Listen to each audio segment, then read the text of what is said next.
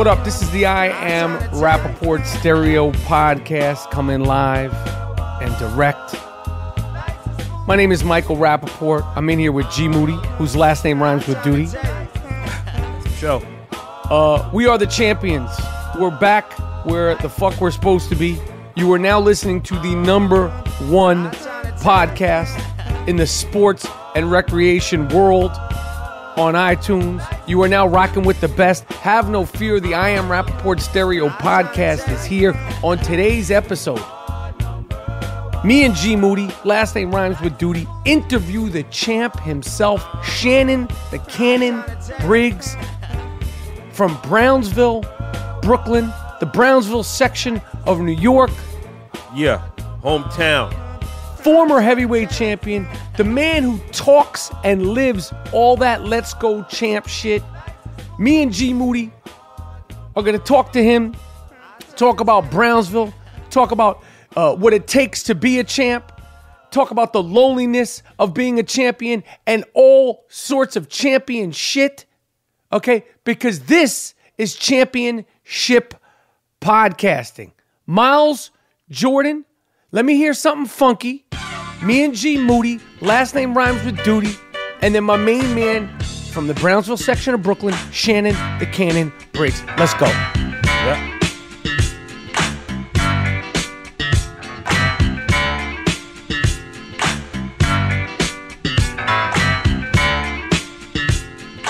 All right, listen.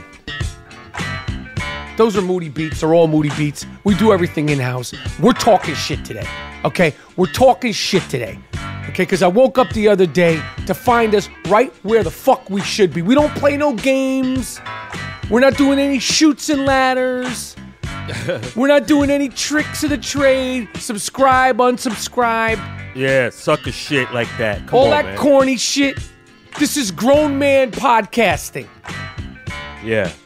All right? Yeah, motherfuckers, man. Tell it. Oh, subscribe and unsubscribe. Subscribe, unsubscribe, leave a review, roast us, and we might read it on the radio. Yo, you corny dude. Yeah. You're doing that shit on purpose. You're doing it on purpose to try and lower the grade. But the cream rises to the top, Rap. You are now listening to the world's best. It's a fact. We are the world's best 1.5 star rated podcast in the world. In the fucking world. We're number one. And we scratch, we claw, we fight, we give it, we take it, we give it, we take it. 15 fucking rounds. The Jake LaMotta of podcasting. Yeah. And I'm the Sugar Ray. Sugar Ray Leonard of podcasting. Yes. Or Robinson. Take your fucking pick. Fucking Iran Barkley of podcasting. The great Iran Bronx. Barkley from the Boogie Down Bronx. Yeah, that's what I am. I'm the Iran Barkley, Mitchell Projects, Bronx, New York. I'll tell you something. We got the right guy to join us on the I Am Rapaport Stereo Podcast. Matter of fact, let's get to it. Okay, let's get to it. Then me and you will come back and we'll do what we do. Okay, I was so hyped to talk to Shannon the Cannon Briggs. If you do not follow the champ on Instagram, do it, because he's talking about that championship life all the times. He lives it. He breathes it. Yeah. Let's go, champ. Follow Cannon_Briggs.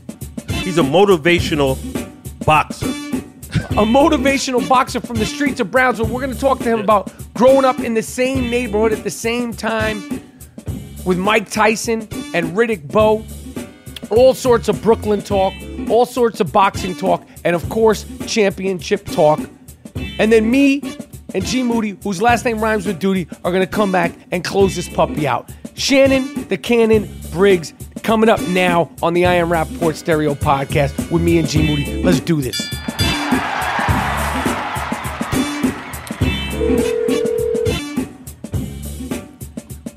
Champ. Shannon, I got my man, my co-host, G Moody, Gerald Moody. He's from 1560 East New York Avenue. He's from Brownsville. Yes. I'm telling you, how you doing? I'm cooling, man. Everything good. All right, let's do it. All right. So we got the champ, Shannon the Cannon Briggs from Brownsville, Brooklyn. Yes. On the I Am Rapaport Stereo Podcast. He's better known as the champ, Yo, Shannon, it's an honor and a pleasure for you to come rock with us on the podcast. We big fans. As I told you, you're from Brownsville. G Moody's from Brownsville. Yes. Where are you from, Shannon, in the Ville? I'm from Atlantic Tower. I was born and raised. I lived there. I was born there. And then I moved down the hill to Marcus Garvey when I was 5. And I lived in the Garvey till I was about 10. And I moved back to the Towers. You know what I mean? Oh, yeah. I'm right down the street, man. Rockaway Avenue, Howard Project. Of course. My family lived in Howard next to the 73rd Precinct when it was over there. Oh, that's the building I lived in. Oh, get out of here. Remember they used to have like the lighting store on the corner? Absolutely. That's been there. Yep. Liberty. I used to catch the bus there every morning to go to school and shit. Yeah. The 12 and the 60. That's right. The 12 and the 60. Let's go, champ. So, Shannon, what is it about Brownsville? I mean, aside from you, Mike Tyson, Riddick Bowe, all the basketball players, Jimmy Smits, what is it about Brownsville that it's such a small place in Brooklyn? And I call it, I refer to it as it's the forgotten Brooklyn. It's the ungentrifiable part of Brooklyn. No one talks about it. They talk about, all the new neighborhoods and all that stuff. But Brownsville, unfortunately, a lot I don't think can change out there. And you know it as well as Moody knows it. It's the have-nots. What is it about this neighborhood that, obviously there's a lot of pain out there, but a lot of great people that have done a lot of great things have come out of there? Well, Mike, if you look back, from its origins, Brownsville has always been the ghetto. Dating back, to the early days, to its beginning. To its beginning, it was always a ghetto. It was always a ghetto part of New York and Brooklyn, of, the whole New York City. So it's never changed. As far as, there is talks of, seeing Asian people and Caucasian people walking dogs 2 a.m. now. So I will say some parts have changed. But, it's just a rough neighborhood, man. And, from roughness and from rough upbringing builds character. And, there's a lot more people, believe it or not, that to come out of Brownsville, but there's very little opportunity. And I want to say this to say that. I'm from Brownsville, Mike Tyson's from Brownsville, and Riddick Bowe's from Brownsville, let alone the other great fighters from Brownsville, Eddie Mustafa Muhammad, Danny Jacobs, so many different fighters, right? I can go on and on. But one thing is, we don't even have a gym in Brownsville, champ. Imagine if we had a gym. I agree. I mean, and the BRC is a place. It's a small little place, the Brownsville Recreation Center.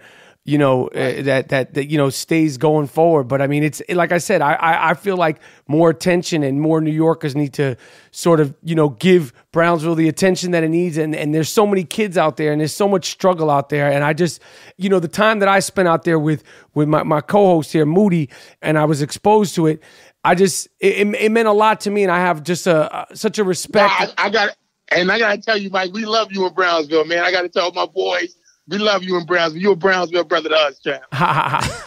So you're from Brownsville. Tyson's from Brownsville. Riddick Bowe's from Brownsville. You guys are all in the same age bracket. Yes. Did you know Mike Tyson or Riddick growing up? And tell me some stories of what you knew, what you heard about those guys. Well, actually, Riddick Bowe lived upstairs from me in Plaza, which is called, Noble Drew. My grandmother lived in Noble Drew in the 70s and early 80s, and Riddick Bowe lived upstairs from me.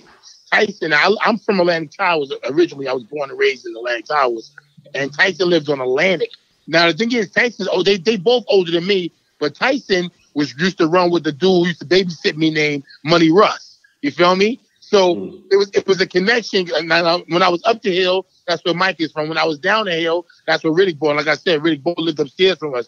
I think we lived on 4 and he lived on 6 or something like that. You know what I mean? And did you know Mike when he was younger before he became Mike Tyson? Because like all these rumors, like he was terrorizing people, he was robbing people. Did you know about him? Did you hear about him? No, I didn't know. I didn't know him personally, but I had heard of him. And there was times that people say, "Yo, here come Mike," or you hear these rumors, you start running. But there was quite a few dudes back then that was, that was thugging hard. So when he started popping off, in the late 80s, and then obviously in the 90s, and you're a younger dude in Brownsville, and you're seeing him do his thing and go to, from out of nowhere to become one of the biggest, stars in the world, like beyond boxing. Like, is this something that's inspiring you? Because when did you start boxing? I started boxing like 88, but he was, and I started boxing like 86 in the neighborhood, just as far as like on the basketball court. You know what I mean? We had bought some gloves out, and we were just, having fun in the back, in the back of the building on the basketball court. Everybody was just fighting. But then like 2 years later in high school is when I kind of like fell into it through a bet, a friend. But I was watching Mike again from like 86, 87. I was in love with the sport. I was watching all the time, but I didn't get into it till like 88, 89. And even then, I got into it. I went to a gym, but I didn't fall into it really seriously until 92, Michael. And when I was on the Olympic team. And what do you remember about that experience? Like the Olympics is, it's such a once in a lifetime thing. You get to travel, you get to do all this stuff. What do you remember about that experience being in the Olympics? Man, that was everything for me, Mike, because, at the time I was homeless. My mom was strung out on drugs. My stepdad who raised me, he was in prison. He was on a run, I think, or something like that. Well, I'm not sure if he had got caught yet, but it was like a real hard time for me. So, again, boxing saved my life. It got me off the street. Again, I was like, I was just out there, man. I was falling into bad. I was just looking. I was just looking for a way. And luckily, boxing was my way. I got back into it. I had discovered it in, 86, 87, 88. I went to a gym. And 92, 91, 92, I was like, yo, you know what? It's this or jail, this or death. So I was like, yo, let me just give it a shot. And I was always pretty good at it, but I didn't have no stability because I didn't really have no crib. You feel me? I was living everywhere. I was in the city. I was everywhere, man. I could have sworn I seen you mad times, Mike. Yeah, you definitely. I think I'm 1 year older than you. I was the white dude, where there wasn't that many white dudes, and Yeah, I'm telling you, I seen you. I used to watch all your movies and be like, yo, I know this dude, man. It's crazy. Yo, did you ever spar with Ike? Did you ever fight Mike Tyson? You know what? Like Mike was before me, and then Mike had some troubles. When I was really taking off in the early '90s, Mike had caught his charge, went away, and then when he came out, there was talks of us fighting a few times, but they was looking for going a different route, to get him some wins before a big fight, and I kind of wasn't. I wasn't. As far as my style, I was going to box him. I had Fort Foreman. I had box Foreman. People had seen at that point that I could box because and to that point, everyone had just seen me going forward in fights, going forward. Mm-hmm. So once I fought Foreman, and they was like, damn, he could box. So you never knew what type of Shannon Briggs was going to show up or what type of Shannon Briggs was going to fight. You feel me? So all the things, it's so historically, boxers have had struggles. Obviously, we're just talking about Mike. We're talking about Riddick. The list goes on and on and on and on. What is it about the sport of boxing that sort of eats up, forget the in-the-ring stuff, just the out of the ring and the finances and everything that you hear about, whether it's, there's so many. What is it about the sport of boxing that is so sort of against the fighters, after they're fighting? It's just, Mike, this life, the fight life is, from its origins, man, you know what I'm saying? I'm going back to ancient Africa, ancient Egypt, ancient times. I'm sure it's always been rough for fighters, man. If that's what you are, a warrior. After the show, it's the after party. If you lose, you ain't down for the after party. You know what I mean? So it's just been always from the beginning of time. The warrior is the warrior. We carry that, and that's it. We are fight dogs. We live that life. Until it's over. You take them out the pasture. That's who we are. So times are changing. I've heard Mike Tyson say, today fighters are more like businessmen than they are fighters. You feel me? But these times have changed, and it's just life. But it's just a rough life. It's the fight life. If you don't have anything else to fall back on, then you wind up falling into a situation where you're searching, because we usually don't come from great backgrounds, or we usually don't have education. I myself, I got my GED, and then after that, I'm 46 years old. So what do you do afterwards? You have to find your way, and you have to hopefully have branded yourself or find something that you can get into afterwards. So a lot of people, younger people who didn't have the pleasure of seeing you fight, discovered you on Instagram. Your videos are inspiring. They're funny. They're outrageous. Talk to me about like where they started with the Let's Go Champ and who's reached out to you, and like, because you inspire me with them. Sometimes I'll be feeling down and I'll either come across a Let's Go Champ video or I'll go right to one. I'm like, I need to hear from the champ. You know, like, because I get so hyped from it and it's so genuine. So just specifically the Instagram, like, where did it come from? And like, talk to me about some of the people that you've connected with just from the videos. All right, well, like, you know, like what? This is I'm 46 now, so I had like a nervous breakdown, Mike G. And G, I had a nervous breakdown, like 7-8 years ago, man. I was just really, you know, going through it, man. Life had beat me up. Boxing had took its toll on me. I took a toll on myself as far as like I had been drinking since I was like 13 years old, champ. 13, 14.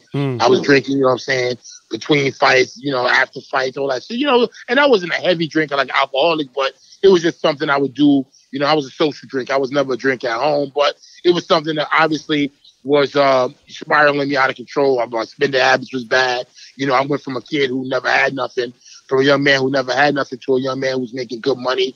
I'm from New York. I'm from Brooklyn. I had, you know, blonde dreadlocks. I was, you know, pretty well known in the town. So I was doing good for myself. So, you know, after years of struggle, ups and downs, it crashed on me. I was prescribed prescription drugs.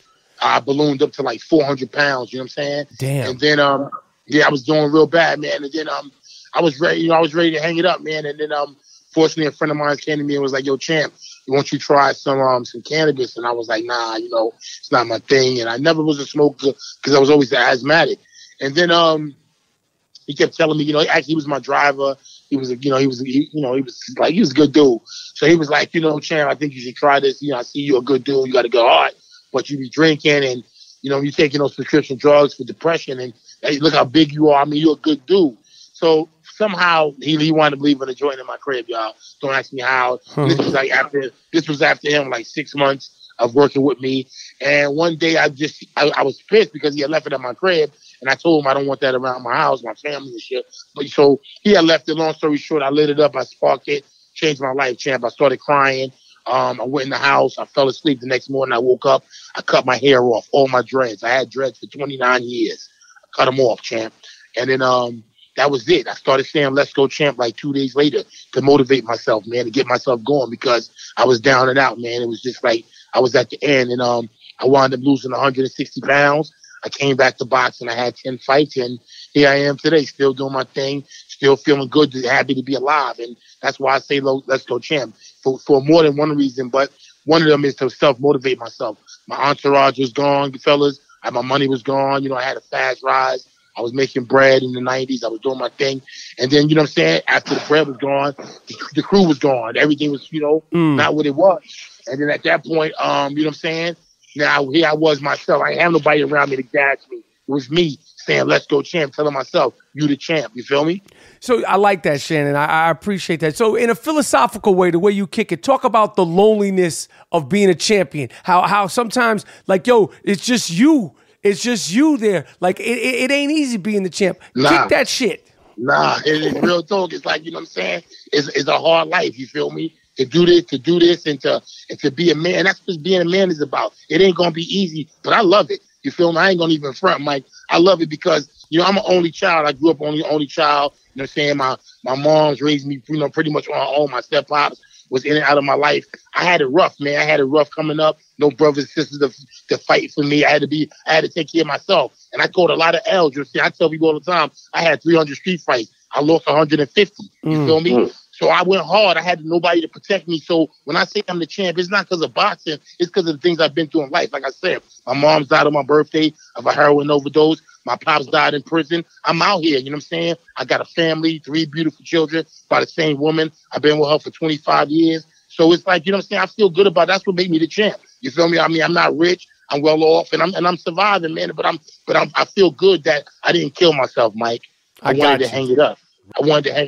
That's real shit. I wanted to hang it up many times, but I kept telling myself, nah, champ, chill. Chill. You feel me? Yeah, absolutely. Chizzy, we need you, Chizzy. Let's go, champ. Let's go, champ. Yo, I got a question. Would you get on some Brownsville street shit and take your talents to MMA? I'm too old, champ. I'm gonna keep it real with you. You know what I'm saying? For MMA now, I'm gonna keep it real. Like for boxing, I feel great, man. I'm gonna keep it real all the way with y'all, man. Like for boxing, I'm only getting better, man. I'm in the best shape of my life mentally because for the first time, also because of my new business, Champ RX, CBD, which is a CBD company. Because of that, I'm not financially gripped to. And Mike, and back up a little bit. Answering your question earlier about the fight life. The fight life is a dog life. It's a fight like a dog. You're a fight dog. You go to the fight. He lets you go. You go in there and you fight in the cage. If you make it out, they love you. They pet you. If you lose, you ain't shit no more. You feel me? They might throw you for another dog. You catch another L. And you going down now, you out of here, champ. You feel me? You a straight dog. And I always been fighting, Mike. Let me just keep it real. I'm going to keep it all the way 100 with y'all. I always been fighting and being a fight dog, but I've been managing myself. I've been keeping myself alive by being Shannon Briggs, by saying Let's Go Champ. Before I had Let's Go Champ, fighting to get in movies and trying to keep myself out there. That's been Shannon Briggs. That's who I am. That's why I say I'm the champ, because I go hard like I got a manager. I don't. Like I got a promoter. I don't. I'm my promoter. I'm self-promoted, champ. You feel me? I get out here and do my thing. I'm a New Yorker just like y'all. Let's go, champ. Let's go, champ. Let's fucking go. Champ. Let's go, champ. Let's go, champ.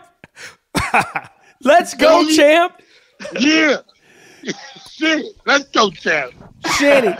All right, before I let you go, if I, you're a student of the sport of boxing. If I said to you, somebody who's never watched boxing before, and I said, Shannon, give this guy the 5 greatest fights, which exemplify what boxing is all about. Just, I mean, there's so many. So what would be Shannon Briggs' 5 greatest fights? Like for if you were explaining to somebody, this is what this sport is all about, what fights would you say? That off the top of my head, without even thinking about it, I have to say, Cooney and Holmes. Why? Because the build-up, think about it, white guy, black guy, or not two guys who love each other, great guys, but the hype behind it, and Cooney could fight. So you know what I'm saying? So it was a big event, and I say that and when you say big fights, I say fights like that because those are big electric events. Unfortunately, it's black guy versus white. I don't get all that, but I'm talking about the mega event. Now let's think about this. Mayweather Pacquiao was a mega event, but it didn't pan out. Nope. You feel me? Nope. It didn't pan out. But imagine when you bring a mega event. You had a black guy version of a Philippine. Was he from Thailand or Philippines? Philippines. Right. And you had that was a big event. So again, when you bring those big events, that's to me big fights. Ali versus Sonny Liston, a big event. Those events are what to me are mega fights. What did you think after all the hype hoopla of the McGregor Mayweather fight? Speaking of big events, what did you think of that? Like, now that we're coming up on a year, it's almost a year ago. What was your takeaway on that? I'm gonna keep it 100 with you. Okay, let me keep it all the way. Listen, I'm gonna keep it real. I think McGregor can fight. Now I know people haven't agreed with me, but I think he can really fight. I was watching his boxing. He was relaxed. To me, that showed me something. That he's okay. I was thinking, okay, MMA, he was going to come in there throwing crazy punches or some bullshit. The boy was relaxed, y'all. He could box. And I think, personally, he was giving Mayweather trouble. That's just me. Now, people say, oh, you bugging out. It was this, it was that. And I said, no, champ, I'm telling you, from a boxing standpoint, he was relaxed. I've seen frustration in Mayweather's face. That's from me. That's my standpoint. I've seen frustration. I usually read people well. I've seen the man frustrated. Let's go, champ. In your day, you were a big heavyweight, but these guys now, they're on some 300-pound shit, 315 pounds, 290 pounds. Do you think that affects for the fans? Because as big as you were, what was in your prime, what was your fighting weight? 225, 235, something like that. 225. See, even you, like Lennox, you guys were big, but then when you get into these, the Klitschko eras and these 7-foot dudes, to me, it takes away from the sport because it becomes like beyond something that we could even fathom. When it's 225, 235, it's big guys, but they feel like real people. When it gets into this giant jumbo heavyweight fighters, I don't like it, and it's exciting at times, but the craftsmanship seems to be gone because they're just flailing away at each other. What do you think of it? The skill level, I agree that the skill level has dropped tremendously, and you see a lot of like you said with big guys, you see a lot of you lose the technique, the skill level drop down, and I agree. I mean, but I was saying that to say earlier, man. Listen, I still got it, y'all. I'm gonna keep it real with y'all. Listen, I don't have to do it no more thanks to my my business is doing well, champ. You guys check out the stock CXBS on the off market. Check out OTC. Let's go, champ. But on another note, I'm doing well, but I still got it, y'all. I'm still knocking out these young boys, man. Are you 46 years old? Would you fight again? Are you interested in fighting again? Yes, brother. Yes. And yes, indeed, what has to take place for you to get a fight that you'd want to do? Well, I'm coming back. I'm gonna be fighting in June. I'm getting in shape again. I'm floating my own boat. I don't have any investors, nothing like that. No manager, no promoters. So I'm doing my own thing. I'm gonna stay busy. I'm gonna fight my way back in shape as I should. There's no reason to jump out there for a financial risk to make a payday. I'm doing well with my company, so I'm gonna have a few fights, fight my way back in shape, and with the blessing of the internet and thanks to social media and guys like you, and I thank you both for having me on the show. Things like this allows me to be independent, stay fighting, stay busy, and have fun at the same time, and not get hurt. And it'll keep me in shape, guys. Hopefully, I can have you guys come on and commentate. Yo, bring champ. that crown. Bring that crown back to Brownsville, man. Yo, whatever you need, I'm there, man. If I can make it, I'm there. I'll be down there. I'll walk you in the ring. We could talk. Yo, whatever you need, I'm there. Thank you, brother. I'm working on something big, man. I'm talking to Facebook right now. They called me. They approached me about streaming my fights and stuff like that. So big things is coming from the champ. All right, Shannon, I'm going to let you go. I appreciate you taking the time.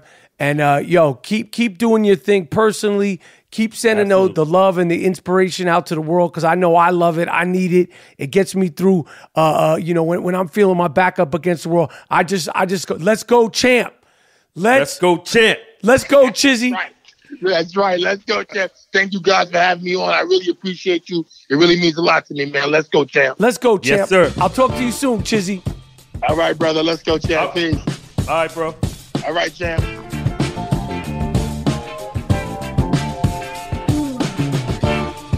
Did I tell you? Okay, champs talk to champs. That's what the fuck this is about, okay? You are now rocking with the best. This is the I Am Rapaport Stereo podcast where fact-checking is shunned upon. Yeah, no fact-checking, and we are number one in sports and recreation. And the beauty of the Joey Coco Diaz podcast is we didn't even talk about sports. We did a little basketball talk at the end. We're the number one podcast in the sports and recreation thing. And when we don't even have sports as our main topic. Yeah. I think that iTunes needs to create a shit-talking category. They have every other kind of category. They have arts. They have leisure. They have science. They have politics. They have sports. They have comedy. I want them to create the shit-talking category. Okay? That's where we need to live because we just do eclectic shit-talking. That's what this podcast is. This isn't a sports podcast. This isn't a political podcast. This isn't just a comedy podcast. It's an eclectic shit-talking podcast. Yeah. It's everything. It's everything. And we're number one on everybody's fucking list. So that's where we're supposed to be. Now let's get this shit popping. Now, I just want to start it off like this. Miles, Jordan, give me that Willie Hutch.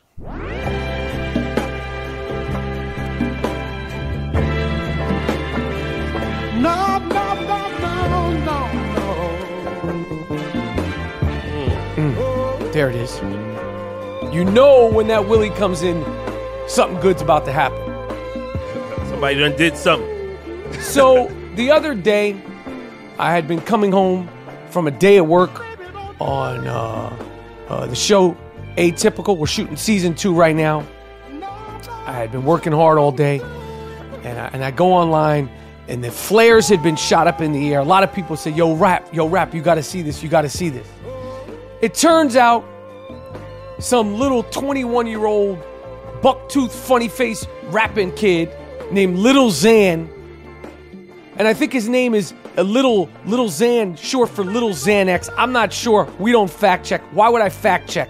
This little fuck, this little buck-toothed, rabbit-faced, Tom and Jerry looking motherfucker came out and said some real dumb shit. This little tattooed face, no talent. Okay, the only reason why people know him is because he's like a funny face and he got tattoos on his grill. I don't care that you're 21. That's the first thing I want to say before I go in on money as you hear that Willie Hutch. I don't care that you're 21. And like, these are kids, Mike Rap. You an old man. Yo, first of all, I'm not old. Second of all, just because you're 21 and I'm 47 doesn't mean that your opinion is better than mine. If anything, the youngsters need to listen to the older people. That's what I said. We don't acquiesce to them. Yo, acquiescing to some fucking guy named Lil Xan? Your name is Little fucking Xan? They're little fucking junkies. That's all they are. They're the millennials. These pill poppers and all these Percocet. These are this generation's junkies. These are fucking junkies, man. Go ahead. Lil Xan? And they're like... Little junkie. He came out and said that Tupac's music isn't interesting. It wasn't interesting. It's boring music. Yeah. And let me tell you something. Whether you're a Tupac fan or not, one thing you can never say about Tupac is his music wasn't boring. He changed his shit, many styles, and all that. So the last fucking adjective, verb, or adverb you could ever call Tupac is boring. Hell yeah. Is Tupac a great representation of hip-hop? Absolutely. You can play him anywhere in the world and hear that music and be like, yo, that's hip-hop music. I'm tired of these little dumb motherfuckers being proud of being dumb motherfuckers. Yeah. 21. He's a man. Get in this motherfucker. Get in his ass. I'm in his fucking ass, man. This little puppy water shooting motherfucker. You're not skeeting. You don't break dance. You don't do graffiti.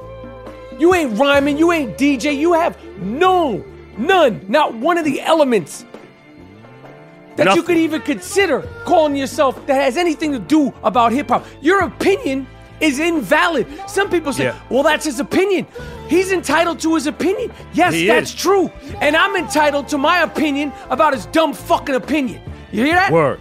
You can have your opinion, and then the bullies come in and bully you, and we tell you that your opinion is stupid. You're right. That what you say means nothing. Talking about Tupac's music is uninteresting.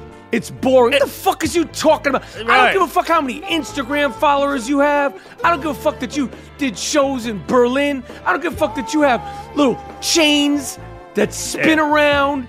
They have slow jams about taking drugs, about sipping syrup. That's like a slow jam to them. Yeah, cough syrup is their dream. Drinking untold amounts of cough syrup. Money, your opinion is null and void. You don't know what the fuck you talking about. You don't know what the fuck you talking. I'm tired of these dudes. Like, they take pride. Yo, I never listened to a Biggie record. Yo, I never listened to a Wu-Tang record.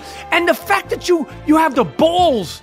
Right. And that you're so dumb that you think you could get away and say that is astonishing to me. That's like Derek Jeter saying some crazy shit like, oh, I never heard of Babe Ruth. I never. Right. You sound dumb. Why is this acceptable in hip-hop? I don't give a fuck if I'm 48, 98. Like, try to these are the kids. That don't make them dope. Yo, none of that shit that's coming from these pill-popping face... They like, yo, they can't break dance. They can't rhyme. They're like, yo, I got a face tattoo. That makes you hip-hop. You're not hip-hop, Duke.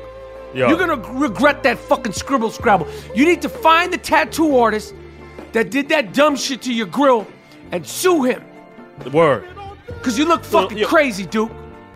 Lil Xan. The fuck out of here. I'm tired of these motherfuckers doing this shit, man. Yeah. You're not going to diss the art form and get away with it. Nah, you're not going to do it because I'm going to go on my Instagram and I'm pissing on you. I don't give a fuck how old you are and how old I am. Oh, he's a kid.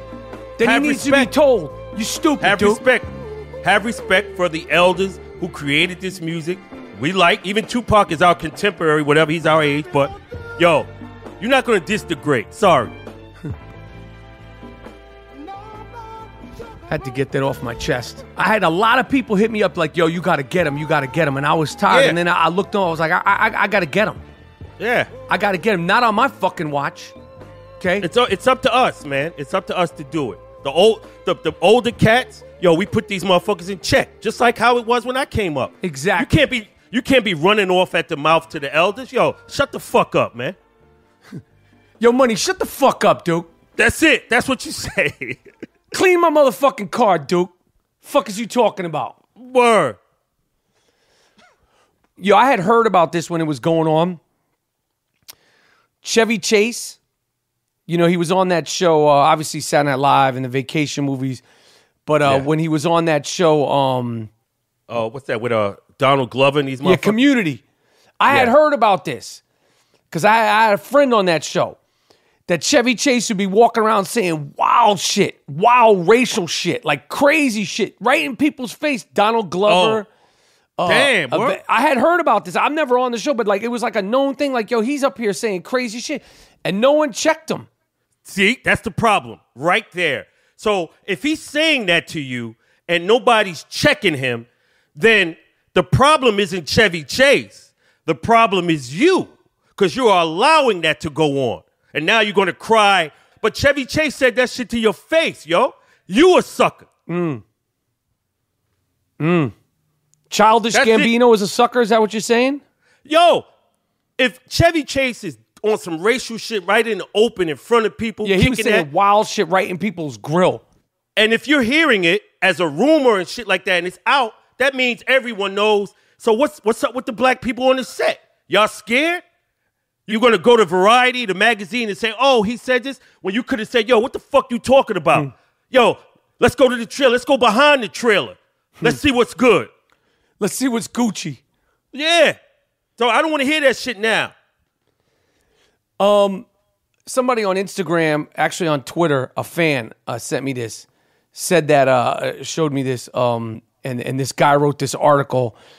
He wonders why after he and his lady, they freak off, she be laying in the bed with Money, masturbating. This is in like an actual publication, The Guardian. And somebody said, oh, that's if your fuck style isn't buckwild. And to the person who out there who sent that to me, I appreciate you sending me the article, but I want to tell you something. Now, I have had this happen throughout my career. Obviously, I'm a married man, so I'm not doing all that wild shit. But, yo, sometimes you could do some of your best fucking. You know? You could do so. And sometimes, like, they mean unsatisfiable. So this dude was ashamed. He's like, yo, she's masturbating. You know, I'm not able to skeet. I put in my best work. I want to tell Money, yo, your girl's wild. Your girl is wild, Duke. Like, yo, don't feel bad about yourself. Like, yo, you put it down. You skeeted. She skeeted. She wants to keep fucking. Sometimes too much fucking is not good. You can, and when you're older, like when you get in your 40s, like, yo, I don't have anything to prove. I'm not skeeting for 3 hours. We're not doing this all night. Nah. Like, I'm trying to go to sleep. I want to watch like The Housewives. I want to watch the highlights. We got a podcast to record. I'm not trying to fuck all night. When like you're in college, maybe you're down with that. You know, 20s, 30s. But at a certain point, like, yo, I did my work. Yeah. I'm a Calipari type of guy. I'm one and done. That's it. Like, I don't got all that energy for that. But if she's masturbating, that means you didn't do your job and she didn't go over the cliff. So she has to do it. He was saying she did go over the cliff, but she just wanted to keep going. I'm like, yo. Oh, how young? How old? I don't know the details of all this stuff. I'm just saying I want to tell Money to hold his head and not feel bad about himself. Like, yo, your girl, she might be unsatisfiable. Like, you know, like I don't want Money to feel bad like his fuck style isn't buckwild. I don't know if it is or it isn't. Who am I to judge? Right. I'm just saying it's not black and white. It's a very gray situation. So I wanted to tell my man to hold his head and you know, he might have to go, because what he's going to wind up doing, he's going to wind up being with another woman, because he's going to be like, oh, well, Jane Doe, she's not really feeling how I get down. You know, she's not making me feel like I fulfilled it. So he's going to wind up getting another chick on the side and hopefully laying that wood real nice, real proper. And he's going to want to, you know, feel validated. Just like a woman wants to feel validated by her man feeling good. Money's going to wind up, he's going to wind up at the telly and doing something off on the side, and then the relationship's going to go downhill. I just tell Money, end it now while get all your chips on the table and just be done with it. Right. Because nothing's worse than her wanting to go on and you not wanting to go on. So you look like, oh, this is a cornball. I need a younger motherfucker. Something. You just might not have it in the clip for her, you know what I mean? Word. A high school basketball team beat the dog snot out of another high school basketball team 93-7. Woo. We beat a team like that when I was growing up. It's stupid. The team obviously sucks. They don't have any good players. 93-7. And then they put out a public apology. This is the problem. Yo, your team ain't shit. You can only score 7 points. Yeah. You don't have to apologize about this. 93-7. Yo, you guys ain't shit. Shut the program down. Yeah. Yeah, you don't need to be playing ball if you get blown out like that. You ain't got a team. And they always say, oh, well, this is just a teaching moment for the kid. It's a teaching moment. And when you kick some ass, you don't have to apologize. We beat your ass 93-7. Your whole crew is trash. Yeah. Obviously. Shit, I'll be fouling motherfuckers. The whole team we fouled out. If I was the coach, I'd be like, yo, we down by 50. Yo, let's everybody foul out. Let's call it a fucking game. Yeah, at least get some hard fouls and go down with some dignity. You're getting these half-ass apologies and, oh, sorry about that. Nah. We don't want your apology. You're not going to rook us, okay? And do they get a participation trophy? Of course they do. Everybody gets one now. Losing is acceptable. This continues to come up in the last 2 weeks since the NBA All-Star break. It happened with DeMar DeRozan, and then Kevin Love spoke up about mental health awareness in the NBA. I like this player, Kelly Oubre, Washington Wizards. He came out and spoke on it the other day. He said, deep down, I'm going through a lot. He suffered with mental health issues. And I think this is fantastic because, we see these kids, specifically in basketball, we see them, they're 23, 24. They're in tank tops. They look big and strong, and they look like they're having a good time, and they're suffering. And obviously, we had Royce White on the podcast, and he talked all about this. And I'm going to keep bringing it up because it keeps coming out. And I want to commend Oubre. I want to commend Kevin Love, who said, in an interview that he had a nervous breakdown during a game. It doesn't mean you're soft. It doesn't mean you're scared. It doesn't mean anything. Yo, mental health issues have nothing to do with you being tough or not tough or strong or not strong. And it's a real thing. Brandon Marshall of the New York Giants, who's also been on the podcast talking about it. And, people suffer, man. People suffer. Hell people suffer from depression. People suffer from loneliness, fear, all these things. And just because we see these guys dunking and shooting and all that stuff, it doesn't mean that they're exempt from these things. So I commend all these young dudes. And I think that I'm proud that we had Royce White on the podcast. He's going to come back on and talk about it more because, he talked about this and nobody was listening, and he was completely ousted from the NBA. And it's a goddamn shame that he was truly a sacrificial lamb in all this. Yeah. I'm glad it came out, and I hope those guys get the help they need, and that's all you could say. NFL Combine, you talk about sports. NFL Combine, it's an uproar that certain teams are asking inappropriate questions to the participants at the Combine. And one of the questions from one of the teams was like, do you like men? Is your mom a hoe? They're asking the players this? Yes. What does that have to do with me setting the edge? What does that have to do with the game of football? What does that have to do with me catching a dig route that my mom's may be hoeing? Yeah, to be honest with you, she's fucking hoeing. So what? Throw me the fucking ball. If I can catch the fucking ball, I can catch the fucking ball. My mom, so what? She has an affinity for crack. You know, she likes those gray skies. Big fucking deal. You want to see me run a stop and go? I'm brilliant at it.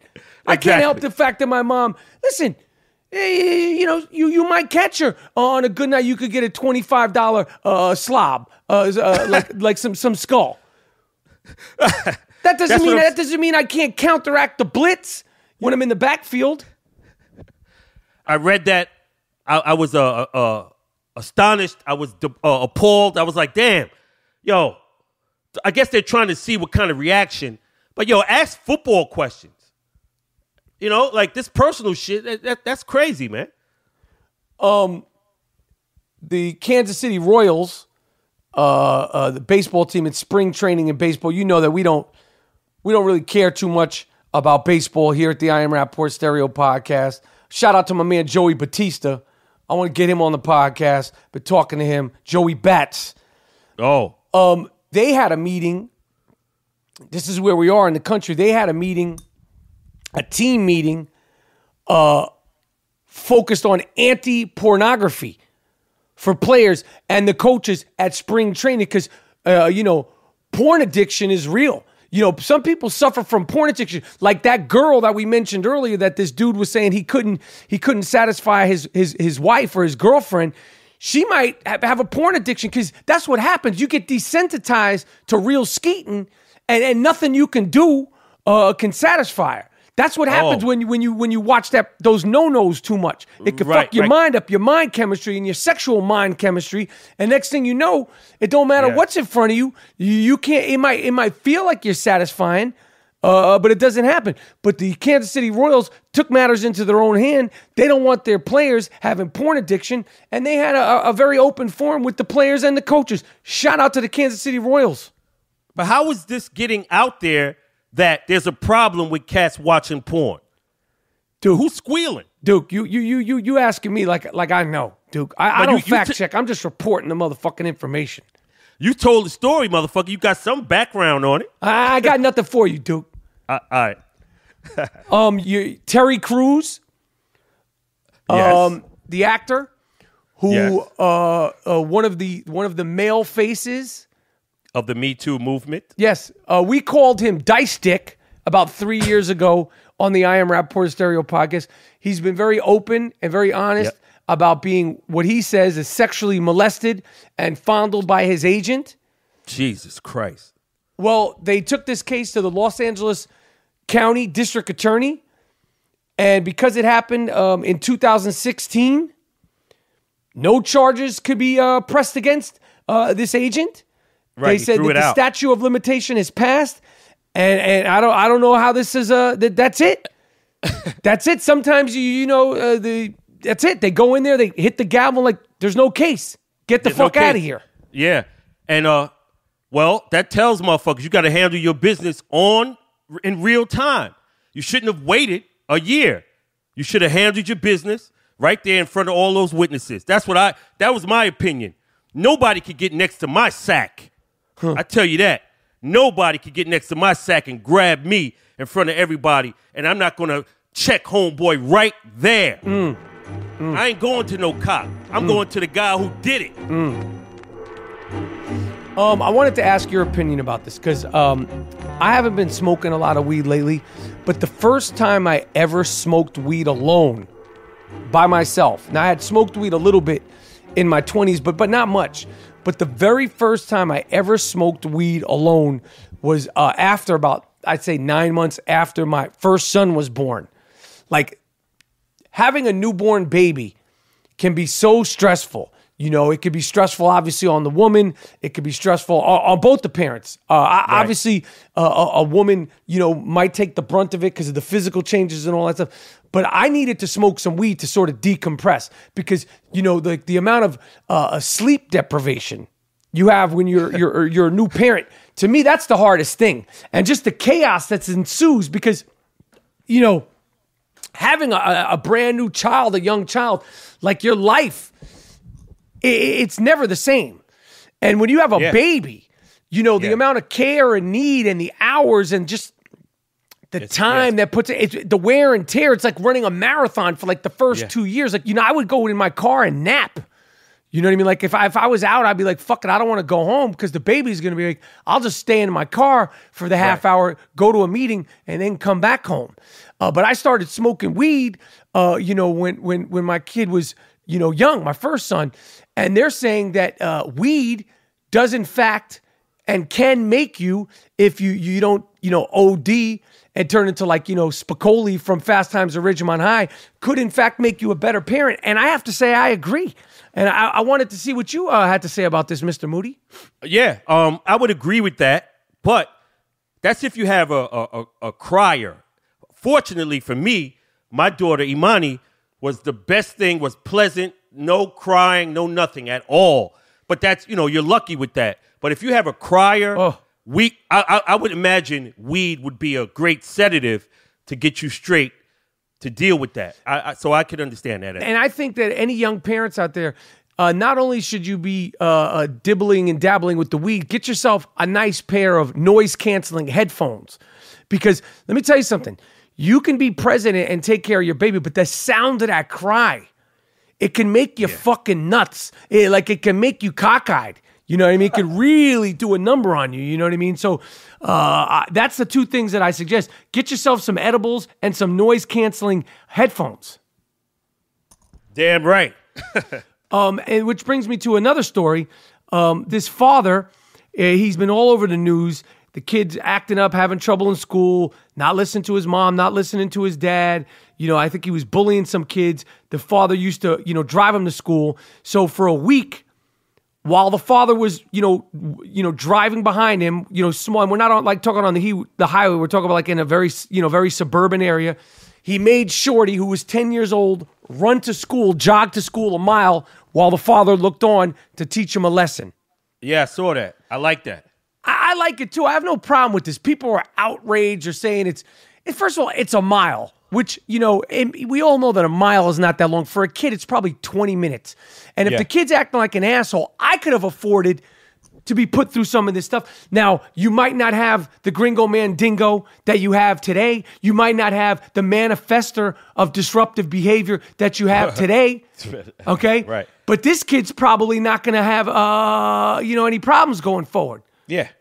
You have to, as a parent, you got to take shit head on, and he wilding, so you got to come up with punishment. And it's my kid. I put this cat on the earth. Outside of anything fucking crazy, we're going to give him a punishment to try to teach him the right way through the punishment. I understand that. I agree with that. All right, and finally, in Florida, now again, I hate to reference my infamous coyote sighting where I saw the cat. I hate to reference sometimes I've seen wild animals. There is a rabid coyote on the loose in Yonkers, New York, which is just a hop, skip, and a jump away from where G. Moody lives in the Bronx. Yeah. A woman in Florida was attacked by a wild otter. 77-year-old woman. She was by the lake. The fucking otter came out, tried to jump the woman, and then ran back into the lake or the ravine and all this shit. This is why I don't fuck with wild animals. This is why I don't play with the coyotes. I don't play with the deer. I don't play with the bear. I don't play with the frogs, the lizards, the snakes. None of that shit. Oh. None of it. I hear you, man. I hear you. This woman's out there minding her business on her canoe, and an otter, fucking jumps her. She had to go to the hospital, almost bit her fucking nose off. Can you imagine if that's your grandmother? I'll say, Grandma, you can't be out in their territory. You in their territory. Things can happen when you start to encroach on their territory. Nice word. Nice word. But Rap, before we go, you got to hear this because we always talked about this. Netflix, did you know Netflix is coming out with a Rachel Dolezal documentary? Yes.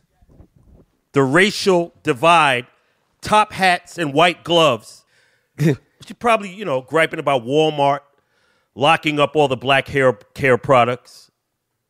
She's trying to do finger waves. So I imagine that's probably the gripe in the documentary. This is going to be some of the things in the Rachel Dolezal Netflix documentary? Yeah, she's upset that Walmart has been locking up the black hair care products to deal with theft.